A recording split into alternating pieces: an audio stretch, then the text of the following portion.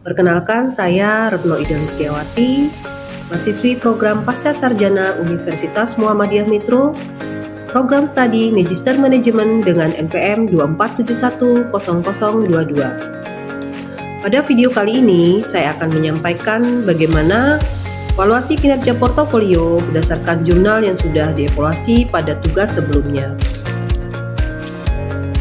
Pada video kali ini, kita akan mengevaluasi kinerja portofolio pada jurnal Zhang et al. 2022, di mana membahas tentang dampak diversifikasi pada kinerja investasi.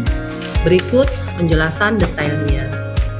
Kinerja portofolio diantaranya diversifikasi, yaitu mengalokasikan aset ke berbagai sektor dan kelas aset untuk mengurangi risiko. Pengembalian atau return, yaitu hasil investasi yang diperoleh dari portofolio tersebut. Kemudian risiko atau risk memungkinkan kerugian atau volatilitas pengembalian. Dan efisiensi portofolio mencapai pengembalian maksimal dengan risiko minimal. Diversifikasi sendiri terdiri dari diversifikasi vertikal yang mengalokasikan aset ke berbagai industri atau sektor. Kemudian juga dapat dilakukan diversifikasi horizontal, yaitu dengan mengalokasikan aset ke berbagai kelas aset atau saham, obligasi, reksadana.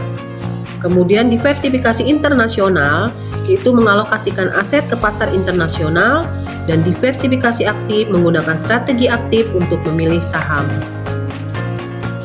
Faktor yang mempengaruhi kinerja portofolio, yaitu diantaranya yang pertama, faktor makroekonomi atau inflasi suku bunga PDB. Yang kedua, faktor makroekonomi, yaitu mengenai kondisi perusahaan dan industri. Yang ketiga, faktor pasar, yaitu dipengaruhi oleh tren pasar, volume perdagangan. Yang keempat, faktor risiko, yaitu risiko kredit, likuiditas, dan operasional. Dan yang kelima adalah faktor politik, yaitu perubahan kebijakan pemerintah. Manfaat dari diversifikasi sendiri yaitu yang pertama adalah mengurangi risiko. Diversifikasi mengurangi risiko dengan membagi investasi ke berbagai aset. Yang kedua, meningkatkan pengembalian. Diversifikasi dapat meningkatkan pengembalian dengan memanfaatkan peluang investasi. Yang ketiga, meningkatkan efisiensi portofolio. Diversifikasi membantu mencapai pengembalian maksimal dengan risiko minimal. Dan yang keempat adalah mengurangi kerugian, yaitu diversifikasi mengurangi kerugian dengan membagi risiko.